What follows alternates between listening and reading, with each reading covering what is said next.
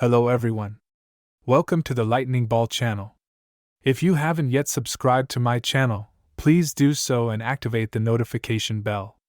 Your support fuels my continued efforts. In our previous episode, Vega's team officially began their assault on the Labyrinth. They divided their roles, with Vega focusing on seizing control of the Labyrinth, while the others protected him. It was during this time that Ramiris separated Vega from the rest and sent Ijin, Apito, Kumara, Beretta, and Ranga to confront Dino and his team. At Dino's strong insistence, the battles were turned into one-on-one duels. In this episode, we'll dive into the specifics of these battles. So, let's get started. At some point, the surroundings transformed into a circular arena. Ramiris required all participants in the battle to wear revival bracelets, reasoning that regardless of who won, there was no need to kill the opponents. Upon hearing this, Dino immediately hatched a sneaky plan, wondering if being killed might allow him to escape the Labyrinth. In his experience, those who died inside the Labyrinth would revive outside.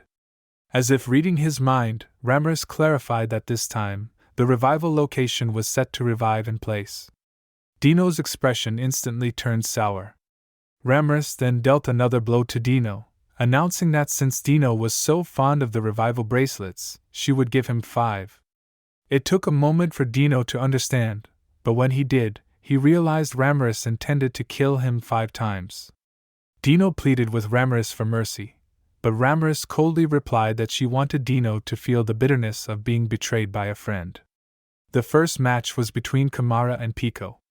The two had clashed before, and their personalities were a terrible match, which made this encounter no different.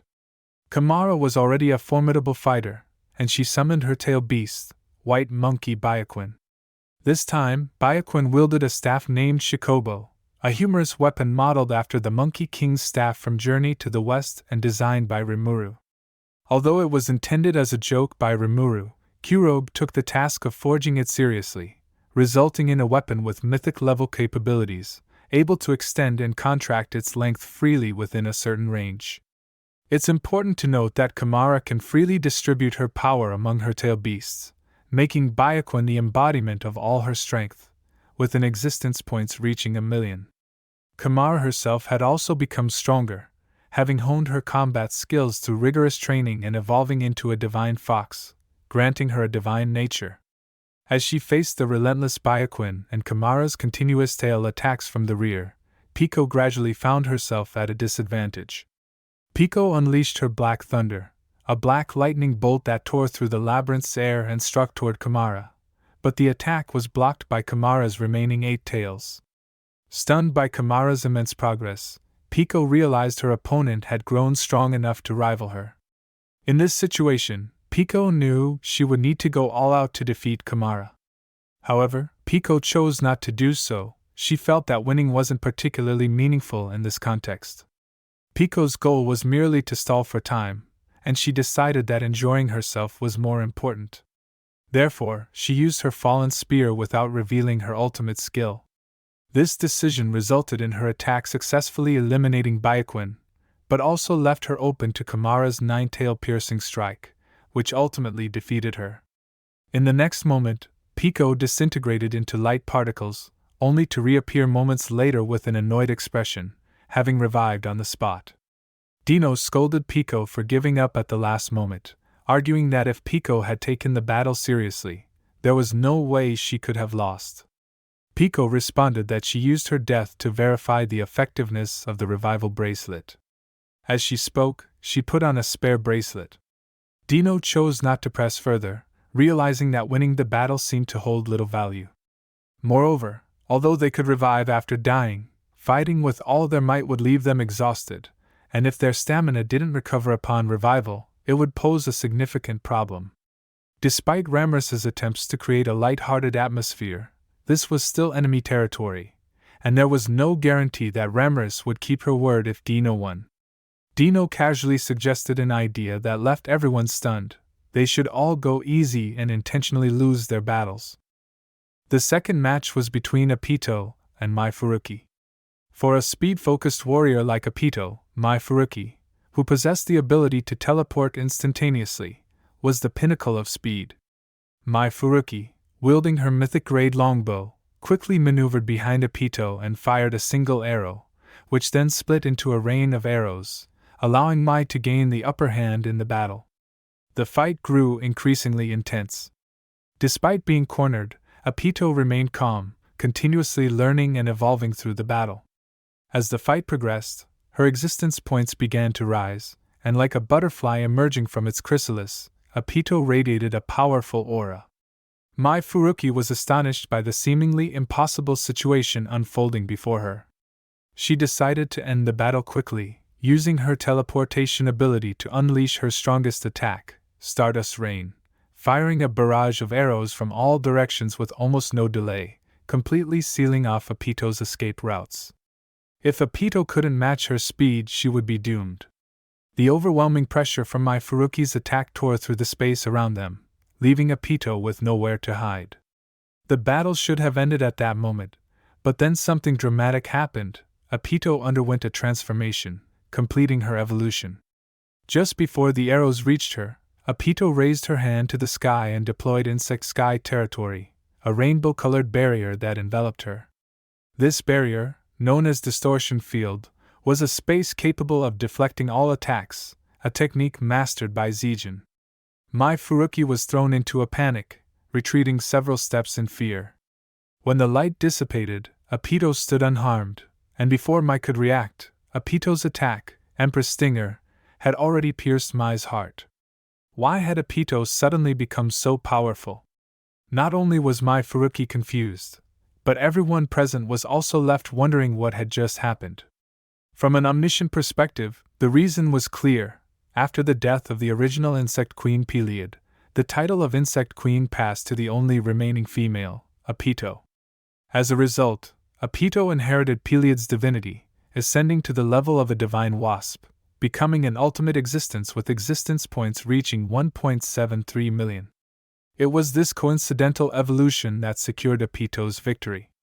With 2 consecutive wins, Ramiris was visibly pleased. However, she wasn't merely playing around. The reason she orchestrated these battles was to buy time.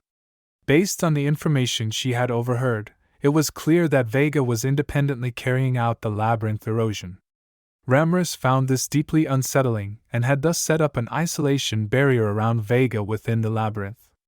Fortunately, it seemed that Vega couldn't even comprehend space manipulation, so he remained unaware of the isolation.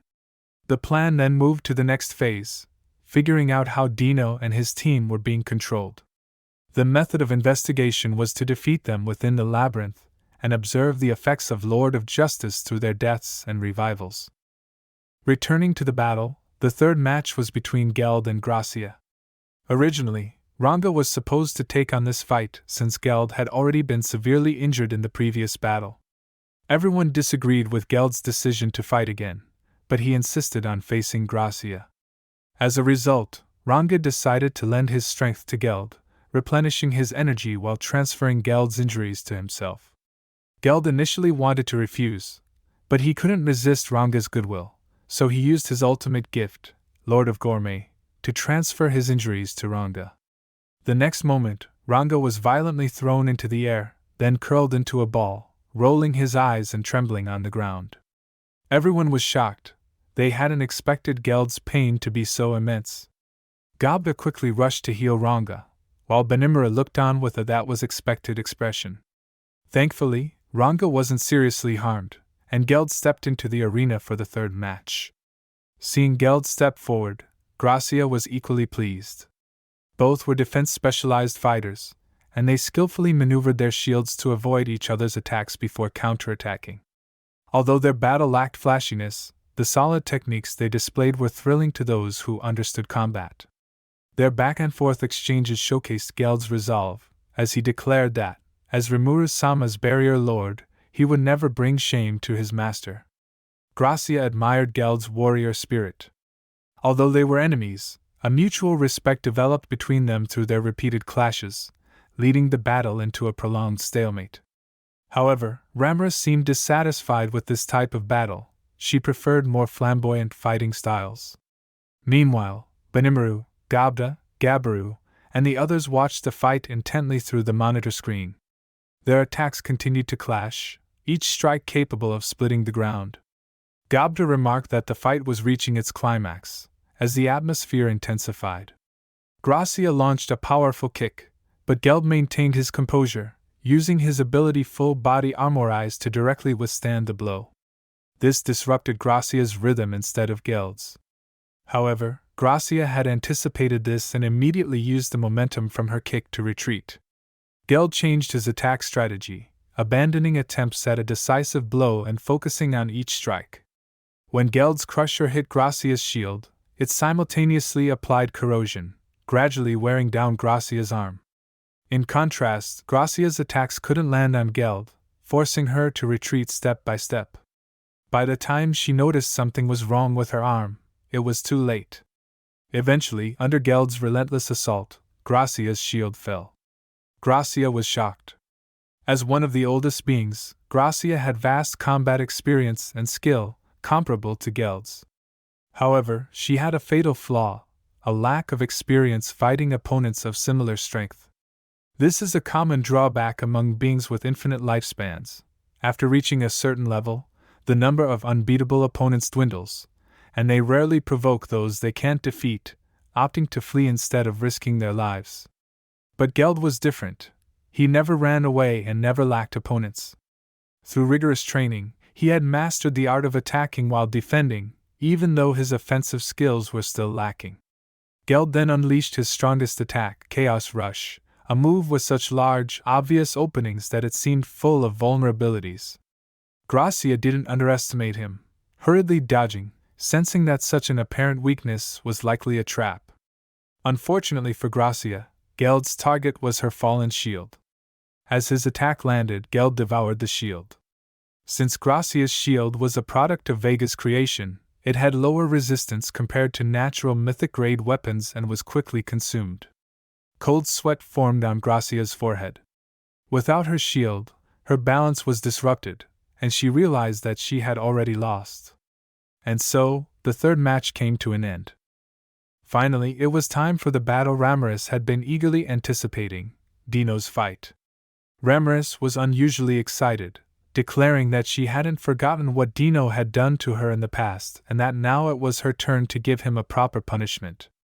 Faced with Ramiris's wrath, Dino calmly announced his intention to forfeit the match. However, Ramiris mercilessly rejected his surrender. Dino was troubled. His carefully thought-out strategy had failed. He grumbled internally, knowing that his opponents were Beretta and Zijin, two formidable foes. Given that he couldn't win, Dino saw no point in a grueling battle that would only wear him down. All he could think about was finding a way to escape the labyrinth after conceding defeat. But then Mai Furuki reminded Dino that it seemed Ramiris was holding a grudge against him. The best course of action, she suggested, wasn't to give up but to sincerely apologize. Dino suddenly realized the truth, but it was too late. Ramiris had already made it clear that she didn't care about the outcome of the battle. She just wanted to see Dino suffer. Had Dino apologized earlier, there might have been a slim chance for mercy. But now, Ramiris had completely lost her patience. As Dino looked at Beretta and Zijin, a sense of despair washed over him. Yet, he couldn't help but notice something strange. Zijin's magicule levels were unusually low. Dino had fought Zijin before and knew something was off. The aura of pressure he usually felt from Zijin seemed somewhat diluted. However, Dino had no time to dwell on this, as Beretta had already stepped onto the field. Ramiris gleefully announced that Beretta's victory didn't matter. The important thing was to make Dino suffer. Beretta confidently declared that he wouldn't fail this time. Hearing their exchange, Dino sighed deeply, cursing the slow and dawdling Vega under his breath, reluctantly preparing himself for the battle, planning to put on a show of effort and then quietly lose. Beretta threw a punch directly at Dino. Dino initially thought he could easily dodge the attack, but the fist suddenly extended, curving like a snake and continuing to chase him. The rapid exchange made Dino realize how terrifying Beretta had become. Someone he used to handle easily had suddenly grown so much stronger. Dino lamented that even if he gave it his all, he doubted he could win. With this thought in mind, Dino began dodging frantically, not just out of laziness but also to buy some time. This was the best option Dino could come up with. However, as Dino leisurely enjoyed this game of cat and mouse, Beretta had already secretly activated his ability, turning the ground beneath Dino into a quagmire, trapping his legs. Dino immediately realized he was in trouble. His legs were sinking into the ground, which had turned into liquid metal that was further consuming him. The more he struggled, the deeper he sank.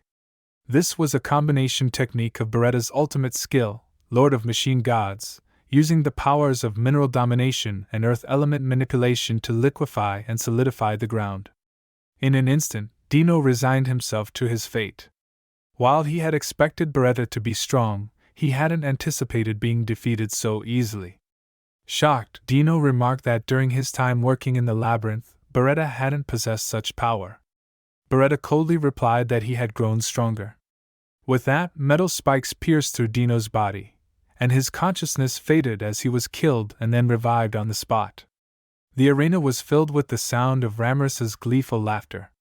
The resurrected Dino confirmed that his revival bracelet was indeed the real deal.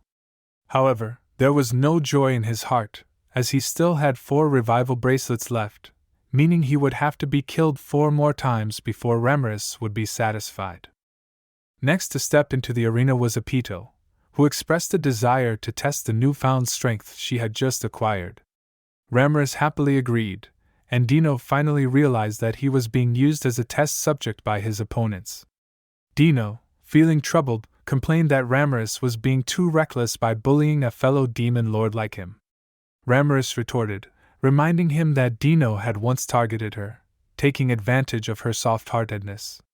Dino wanted to argue, but despite having many reasons, he knew they were all just excuses. He had indeed once planned to kidnap Ramiris. And so, Dino's second battle began. With Apito moving at high speed, Dino, who wielded a large sword, couldn't even catch her afterimages. Apito launched a punch, and from within her fist, sharp spikes shot out at full speed toward Dino. With a sharp sound, one of the spikes pierced Dino's hand, even though he thought he had successfully dodged the attack. Dino immediately sensed that something was wrong but soon noticed that the impact of the attack was surprisingly light, far less severe than he had expected. These weren't real spikes, they were a manifestation of Apito's ability, Phantasm Needle. With a smile, Apito asked Dino how he was feeling. The next moment, a wave of intense pain struck Dino, not a simple physical attack, but a continuous assault directly on his soul. This was Apito's strategy. If she couldn't kill Dino in one blow, she would weaken the individual attacks, turning them into a series of continuous strikes. In doing so, each attack forced Dino to resist, and over time, his survival instincts would begin to view the Phantasm Needle as a severe threat, causing even more intense resistance. The result was similar to an overactive immune response attacking the body itself. Dino's own instincts would make him experience relentless, unbearable pain. This was the essence of Apito's technique, anaphylactic shock. As Dino writhed and howled in pain, Apito chose not to continue her assault but instead took pleasure in watching him suffer, much like a queen tormenting a weaker opponent. This was precisely the spectacle Ramiris had hoped to witness. Dino sarcastically remarked that Apito and Ramiris were cruel, taking such joy in his suffering. He went on to claim that such underhanded tactics would surely sadden Rimuru. Apito countered by saying that in battle, there was no such thing as dirty or clean, only life and death for the victor and the vanquished. She insisted this was Rimuru-sama's way of thinking. Even Beretta, upon hearing Apito's words, felt that she might have misinterpreted Rimuru-sama's teachings. As Dino continued to struggle and cry out in pain, desperately trying to plead for mercy, it was to no avail. Apito calmly told him that her mission was to torment him. And the person who seemed most excited by Dino's suffering was Ramiris. She cheerfully told Dino that if he cried and sincerely apologized, she might consider forgiving him. Dino wailed, insisting that he had been crying and apologizing since the start of the battle. But Ramiris was unmoved, responding that Dino's attempts at apology were far too shallow. Since Dino had betrayed her trust, he couldn't be forgiven so easily. He needed to reflect deeply to prevent betraying friends again in the future. Ramiris then ordered both Beretta and Apito to continue tormenting Dino together. In this moment, Ramiris truly revealed the terrifying power of the Labyrinth Queen. The scene shifted to the command center, where Ramiris and Trainee were gleefully watching the screen, showing Dino crying out in distress. Benimaru, on the other hand, looked more serious, even slightly disgusted. While he understood that this was a punishment for Dino's betrayal, he disliked the idea of multiple people ganging up on one, as it went against his principles. Ramiris assured him that she had given Dino a revival bracelet and wouldn't let him die. The screen now showed a scene of Dino and Kumara's battle, no longer the previous image of Dino's wailing. Nevertheless, Ramiris still seemed quite pleased. Benimaru suddenly realized that punishing Dino might not have been Ramiris's primary goal. Ramiris commented that Dino was tougher than she had imagined. Benimaru responded by saying that if Dino had been serious, they might have already lost.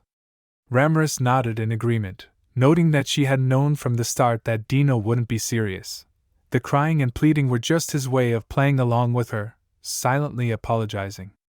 However, if she had forgiven Dino too quickly, she would have felt humiliated, and Dino wouldn't have learned his lesson properly. Ramiris finally decided to forgive Dino. Benimaru breathed a sigh of relief. Ramiris then mentioned that since the others had been defeated once and Dino had been killed twice, they should now have understood the nature of their enslavement. From the beginning, Ramiris's goal had been to free Dino and the others from the control from Lord of Justice. Her desire for revenge was genuine, but so was her wish to save her friends. Meanwhile, the isolation of Vega's area was complete, and Vega had finished eroding 90% of the isolated space. The real Zijin had also begun moving to defeat Vega. Dino had known all along that the Zijin presenting wasn't the real Zijin, but he had played along with Ramiris, which was why she had already forgiven him. With that, the plan moved into its final stage. With Ramiris satisfied, the atmosphere in the control room became more relaxed, as everyone realized that Ramiris had her reasons for what she did. Shuna, who had entered the command center, also understood the true reason for Ramiris's anger. It was clear that Ramiris had wanted Dino to break free from his enslavement and return to being her friend, which was why she was so fixated on him. However, seeing Dino's lazy and unmotivated attitude only made Ramiris more frustrated because she felt like she was the only one who cared. Dino, as always, seemed like someone who just couldn't get his act together. Given this, Shuna resolved to help. Dino wasn't just Ramiris's friend, he was also Rimuru-sama's friend, and Rimuru wouldn't have been happy if he lost such a companion. With a strong sense of determination, Shuna turned her gaze toward the large screen. At that moment, Shuna's unique skills, analyst and manufacturer, began to change. The voice of the world echoed once again, responding to Shuna's wishes. Her two unique skills merged and evolved into the ultimate skill shrine Maiden of Guidance, a miracle in itself. Shuna smiled, understanding that all of this was Rimuru-sama's will. Her gaze toward Dino and the others was now one of calmness, forgiveness, and compassion, guiding all living beings. Alright, that's all for this video. If you had to name the one person everyone in the Monster Federation feared, it would undoubtedly be Shuna. It was exciting to see Shuna finally awaken her ultimate skill after all this time, and it's a particularly special one, as the name suggests. Shuna wasn't a warrior, she was more like the overseer and glue holding the entire Monster Federation together, so she didn't need to fight. But when the time came for her to step up, she didn't hesitate to do so. In our next episode, we'll see the next major battle, Zijin vs. Vega. The next episode is going to be just as exciting. If you enjoyed this video, please like, comment, and subscribe. Your support is greatly appreciated. See you in the next one.